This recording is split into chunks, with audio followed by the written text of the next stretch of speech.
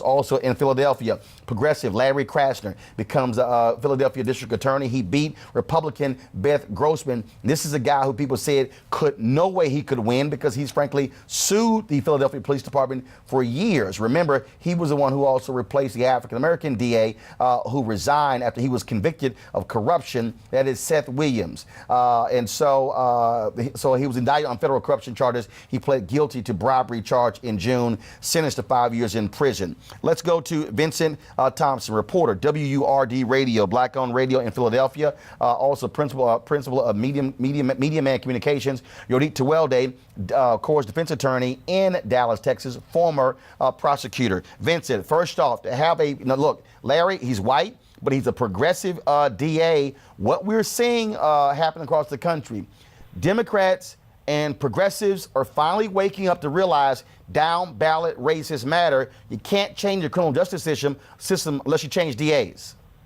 That's true there. Larry Krasner, when he started in February, most people never gave this guy, who was a defense attorney all of his life, no chance to win. He won in the primary in May, and in Philadelphia, overwhelmingly Democratic city, when you win in the primary, unless something major happens, you're going to win in November. He won yesterday, and now we're going to see radical changes in the criminal justice system. Even in his speech yesterday, he said that this heralded a transformational change in the city's criminal justice system, and he's going to bring fairness, quote, for a system that is systematically picked on black and brown people.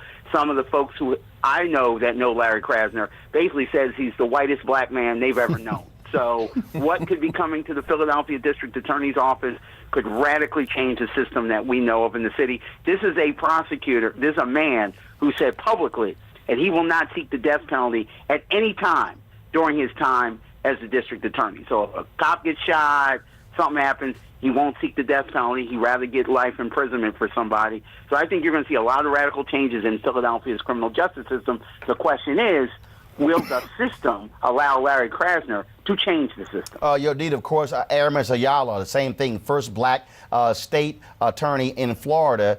When she made her decision not to prosecute any death penalty cases, Florida Governor Rick Scott came after her, took a lot of her cases away, and so she's still battling that. Let's talk about Krasner, but also Stephanie Morales. Again, you have African Americans and other progressives who are running for DA, and typically, Yodit, we've seen law and order candidates become DAs. They fixate on the endorsements of police unions. Now folks are realizing you cannot change a criminal justice system unless you deal with the person who's prosecuting.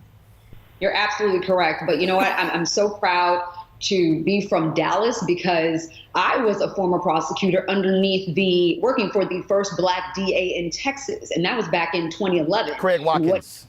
Craig Watkins. And what he did was he created a conviction integrity unit, and he ended up having dozens of people exonerated because they were wrongfully convicted. And that set a trend. And now you see across this country several DA offices who've created similar departments. And so I feel like Dallas is ahead of their time, but you have to understand that DAs are the most powerful actors in the criminal justice system. They have a tremendous amount of power, they have job security, and they have a very low level of accountability. They decide who gets charged, who goes home. They decide whether to indict an officer for misconduct. They decide whether a youth is going to be charged as an adult. So they are key players, and whether people want to believe it or not, this affects DA offices, DA office elections. They all affect somebody. It may not directly affect you, but you know a friend or a family member who is in jail right now and can't afford bond.